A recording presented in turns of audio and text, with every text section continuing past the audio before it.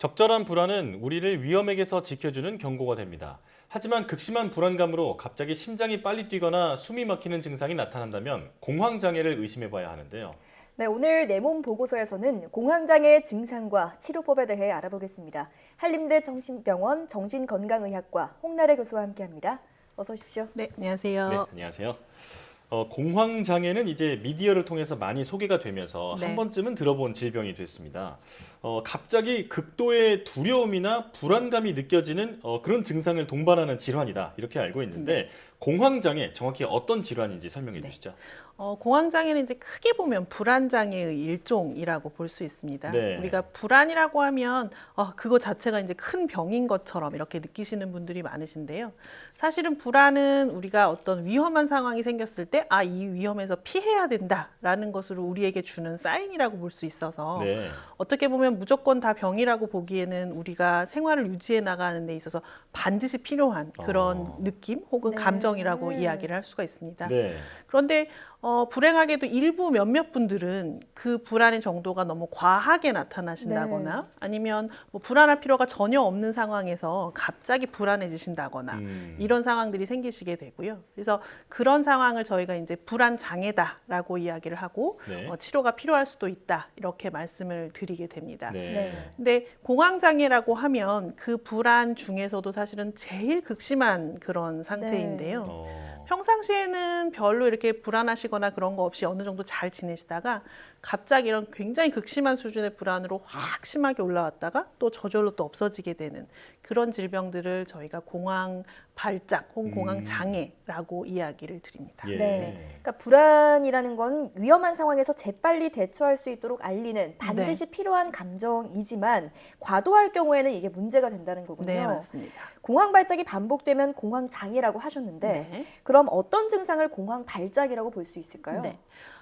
공황 발작은 갑작스럽게 그런 심한 공포나 그런 불편감이 나타나는데 그런 것들이 몇 분 이내에 굉장히 최고조에 이르게 되는 그런 증상을 갖고요. 네. 그동안에 이제 특별한 그런 신체적이나 정신적인 증상들이 나타나곤 합니다.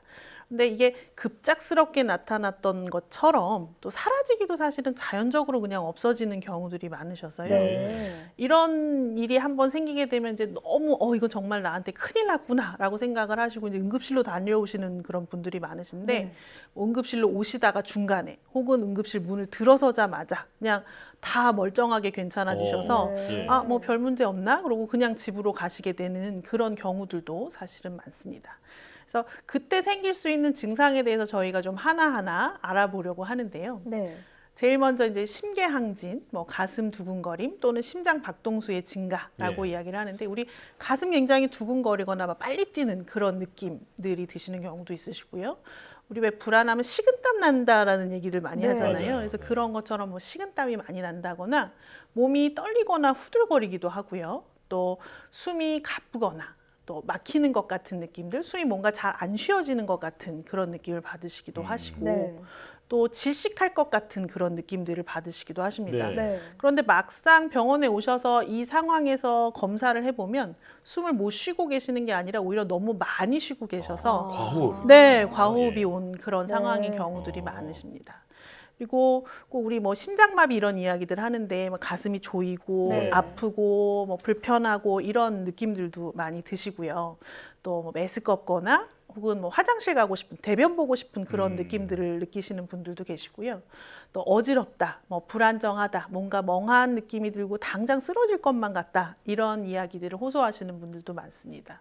그리고 우리가 갱년기 하면 뭐 이렇게 한기 들었다가 뭐 네. 열감 들었다가 이런 것들을 왔다 갔다 하는 이야기들 많이 하시는데 꼭 그런 느낌들도 이 공황 발작에서 나타나시는 그런 경우들도 있으시고요. 네.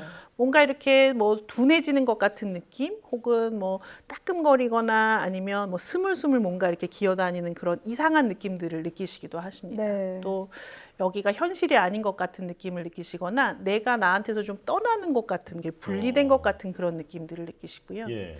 사실은 제일 불편해 하시는 게 이 마지막 두 가지인데 내가 나를 통제할 수 없거나 뭐 정말 미쳐서 내가 나를 놓아버릴 것 같은 그런 두려움이나 예. 네. 당장 죽을 것 같은 그런 공포감 때문에 네. 응급실을 찾으시거나 이런 일들이 생기시거든요. 예. 그런데 지금 제가 이렇게 여러 가지 증상들을 말씀을 드렸는데 이 증상이 전부 다 나타나셔야 공황 발작인 것은 아니고요. 네. 이 중에 저희가 한 4가지 이상의 증상만 나타나더라도 이제 공황 발작이라고 진단을 내리게 되는데요. 네. 이런 공황 발작이 한 달에 2번 이상 나타난다거나 아니면 이 공황 발작이 또 나타나면 어떡하나라는 걱정들 때문에 일상생활에 방해가 되기 시작을 하신다면 그때는 이제 공황 장애가 있다라는 것으로 네. 진단을 내리게 되고 예. 그때는 이제 치료를 들어가게 되는 경우가 많습니다. 네. 네. 이 공황 장애로 진단을 내리게 되는 그 기준에 대해서 설명을 해주셨는데요. 네. 자, 그렇다면 공황 장애가 나타나는 원인은 뭘까요? 네.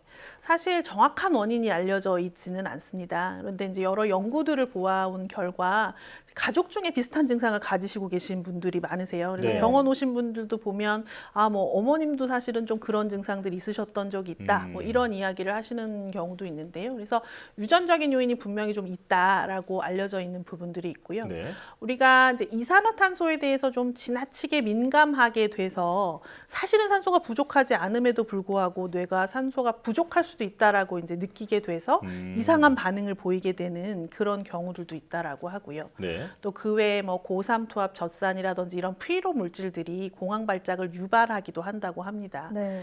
그런데 문제는 사실은 그 공황 발작이 한 번 생기는 것이 중요한 것이 아니라 우리가 공황 발작을 한 번 경험하게 되면 그 상황이 너무 고통스럽고 이제 힘들기 때문에 이런 상황이 또 오지 않게 되나 굉장히 많이 불안해지게 되거든요. 네. 그래서 약간의 비슷한 증상이 살짝 올라오게 되는 상황이 되더라도 이것도 그 공황 발작으로 가겠구나라고 스스로 이제 불안해지게 되고 네. 그러다 보니까 이제 몸 안에서 불안 관련돼 있는 뇌신경 전달 물질이 막 분비가 되게 되고 그래서 그냥 넘어갈 만한 일도 이제 공황 발작까지 급하게 올라가게 되는 그런 상황들이 생기게 됩니다. 예. 그래서 네. 그러다 보니까 이제 공황 발작이 반복이 되게 되고 또 이런 일들이 안 생기도록 어떤 생길 만한 상황들 내가 생각했을 때 이런 상황이면 이게 생길 것이다라고 두려워하는 그런 상황들을 자꾸 피하게 되니까요. 네. 일상생활에도 자꾸 영향을 받게 되는 그런 문제들이 생기게 됩니다. 그렇군요. 요즘 코로나19로 인해서 우울이나 불안 증세를 호소하시는 분들 많잖아요. 이런 코로나로 인한 스트레스가 공황 장애를 유발하거나 또 악화시킬 수도 있을까요? 네.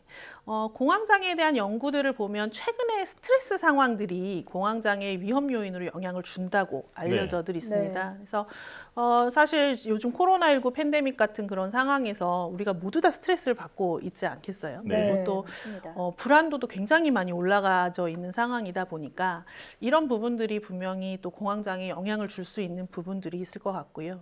특히 지금은 이제 감염병과 관련된 스트레스다 보니까 우리가 건강에 대해서 굉장히 예민해져 있는 상황이거든요. 예. 네. 그러다 보니까 이제 이런 공황 발작 같이 신체적인 증상들이 나타나는 그런 증상들에 더 좀 어떻게 보면 예민하게 반응을 할 수도 있을 것 같습니다. 네. 네. 자, 요즘 같은 코로나19 상황이 공황장애에도 영향을 줄 수 있다. 네. 자, 그렇다면 공황장애로 진단을 받으면 어떤 치료를 받게 되나요? 네. 공황장애의 치료라고 하면 크게 이제 약물 치료하고 또 인지행동 치료를 포함한 그런 정신 치료들 이렇게 2가지로 좀 나뉘어져 있다라고 생각을 하시면 될 것 같습니다.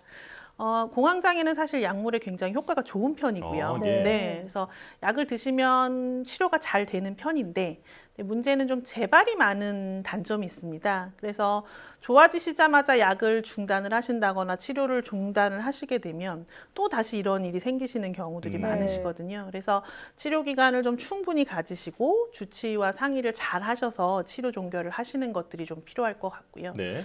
사실은 정신건강의학과 약물이라고 하면 많은 분들이 걱정을 굉장히 많이 하세요. 네, 맞아요. 뭐 중독되지 않을까, 뭐 뇌가 망가지지 않을까 네. 이런 걱정들을 참 많이 하시는데 사실은 그런 종류의 약물들은 뭐 안정제나 수면제나 이런 종류들의 약물이거든요. 네.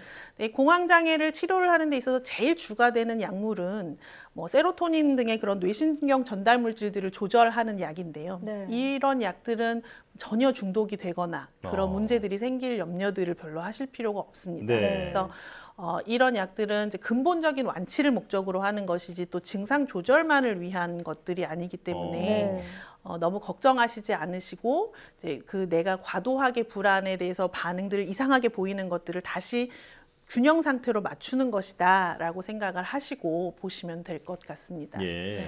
그리고 이제 그 아까 말씀드린 인지행동 치료에 대해서 조금 더 설명을 드리면 네. 아까 말씀을 드리기를 공황장애는 이제 한 번의 발작은 있더라도 그 발작 이후에 발작에 대한 걱정으로 발작을 더 만들게 된다라는 네. 말씀을 드렸는데 결국 이런 과도한 걱정들, 이 네. 공황 발작이 또 생길 것이다라는 그런 과도한 생각들 이런 것들을 좀 줄여드리고 이게 이제 과도하게 겁을 먹는 것이다라는 것으로 이제 생각을 좀 바꿀 수 있게 이렇게 도와드리는 그런 부분들이거든요. 예. 그래서 그런 것들을 약물 치료와 같이 동반해서 한다면 좋은 효과를 보실 수 있습니다. 네, 네. 얼마든지 극복이 가능한 질환이라는 거군요. 네네네. 그렇다면 이런 공황장애를 예방하는 방법이 좀 있을까요? 사실은 저는 여기에 대해서 그쪽으로 생각을 하시지 마셔라라고 오히려 네. 말씀을 드리고 예. 싶습니다. 이제 이게 불안장애이고 하다 보니까 어떻게 보면 많은 사람들이 이걸 예방을 하려면 내가 뭘 해야지? 라고 하고 더 몸에 대해서 사실은 더 걱정을 하게 되고 더 집중을 하시게 되는 그런 경우들이 많으시거든요. 네. 그래서 그렇게 과도하게 건강에 대해서 지나치게 예민하고 집중하시는 분들이 오히려 불안도가 더 올라가게 되고 또 그런 부분들이 오히려 또 공황장애를 일으킬 수도 있는 그런 네. 부분들이 있기 때문에 너무 지나치게 걱정하시지 마시고 보시는 것들이 더 좋지 않을까 하는 네. 말씀을 드리고 싶습니다. 네. 스트레스를 너무 없애려고 하지 말고 마음을 편안하게 갖는 게 가장 중요하겠습니다. 네. 지금까지 한림대 성심병원 정신건강의학과 홍나래 교수와 함께했습니다. 오늘 말씀 고맙습니다. 네, 감사합니다.